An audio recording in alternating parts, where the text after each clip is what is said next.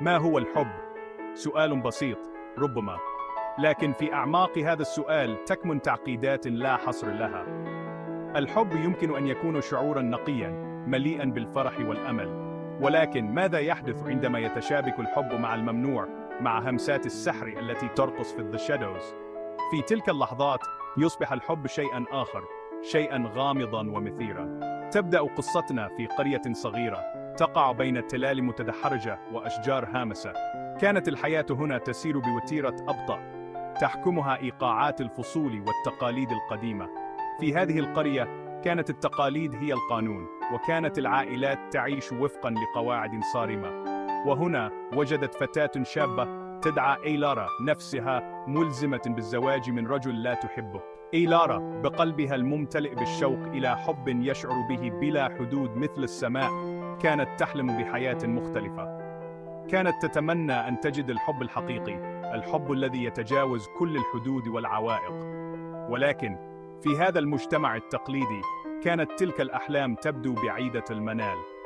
وجدت العزاء في القصص التي كان يهمس بها إلدرز، حكايات عن سحر قديم، عن كائنات تمتلك قوة تتجاوز فهم البشر. بدأت هذه القصص التي كانت تعتبر مجرد فولكلور تجذر في قلبها، مما يوفر بصيص أمل في يأسها. كانت إيلارا تستمع إلى هذه القصص بشغف، تتخيل نفسها في عالم آخر، عالم مليء بالسحر والمغامرة. كانت تتخيل نفسها تهرب من قيود هذا المجتمع، تبحث عن الحب الذي طالما حلمت به. كانت تتمنى أن تجد القوة والشجاعة لتغيير مصيرها، لتعيش الحياة التي تستحقها. في كل ليلة كانت تجلس بجانب النافذة، تنظر إلى السماء المليئة بالنجوم وتستمع إلى همسات الرياح. كانت تشعر بأن هناك شيئاً أكبر ينتظرها، شيئاً يتجاوز حدود هذا العالم. كانت تؤمن بأن الحب الحقيقي يمكن أن يتغلب على كل شيء، حتى على السحر القديم. كانت تؤمن بأن هناك قوة في داخلها، قوة يمكن أن تغير مصيرها. وهكذا بدأت إيلارا رحلتها، رحلة البحث عن الحب الحقيقي، الحب الذي يتجاوز كل الحدود والعوائق. كانت تعلم أن الطريق سيكون صعباً، ولكنها كانت مستعدة لمواجهة كل التحديات. كانت تؤمن بأن الحب يمكن أن يكون أقوى من أي شيء آخر، حتى من السحر القديم. في إحدى الأمسيات، وبينما كانت الشمس تلقي بظلالها الطويلة على القرية، كانت السماء تتلون بألوان الغروب الساحرة، مما أضفى على المكان هدوءاً وسكينة. وجدت إيلارا نفسها منجذبة إلى ضواحي القرية، حيث كانت تبحث عن لحظة هدوء بعيداً عن صخب الحياة اليومية. كانت خطواتها بطيئة، وكأنها تتبع نداء غير مرئي، إلى بستان من الأشجار القديمة يقال إنها تحمل هالة غامضة. كان الهواء مفعما بطاقة غير مرئية، يهمس بوعود بالقوة والمعرفة الممنوعة. كانت الأشجار تبدو وكأنها تحكي قصصا قديمة، قصصا عن السحر والأسرار المدفونة. وهنا سمعت صوته لأول مرة، صوت بدا وكأنه ينبعث من الأشجار نفسها، ناعم كالمخمل، لكنه مليء بقوة لا يمكن إنكارها. كان الصوت يهمس بأسرار قديمة، بأشياء لم تكن إيلارا تعرفها عن نفسها. تحدث عن رغباتها، عن الحب الذي حرمها منه القدر، وعرض عليها حلاً أرسل رعشة في عمودها الفقري. كان الصوت يعرف كل شيء عنها، عن آلامها وأحلامها، وكان يعرض عليها فرصة لتغيير مصيرها.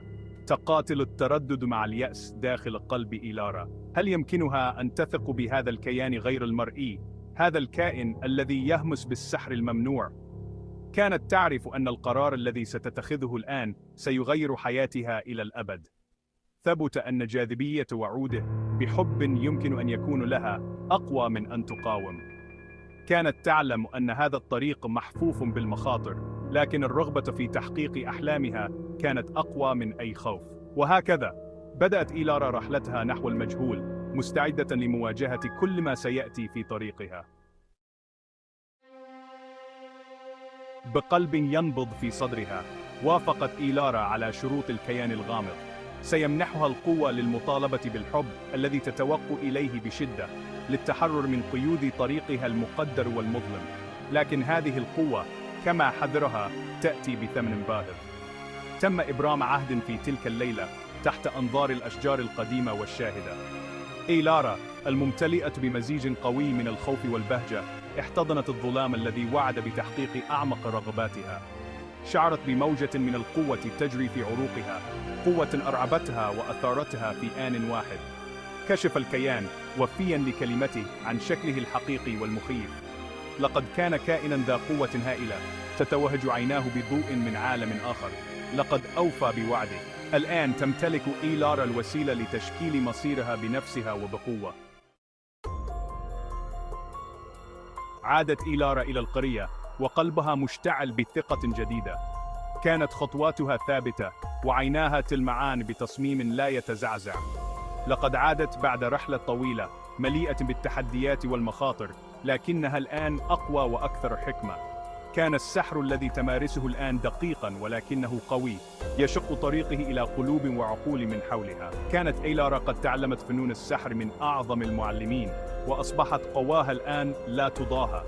كانت تستخدم هذه القوة بحذر، مدركة أن كل تعويذة تحمل في طياتها مسؤولية كبيرة.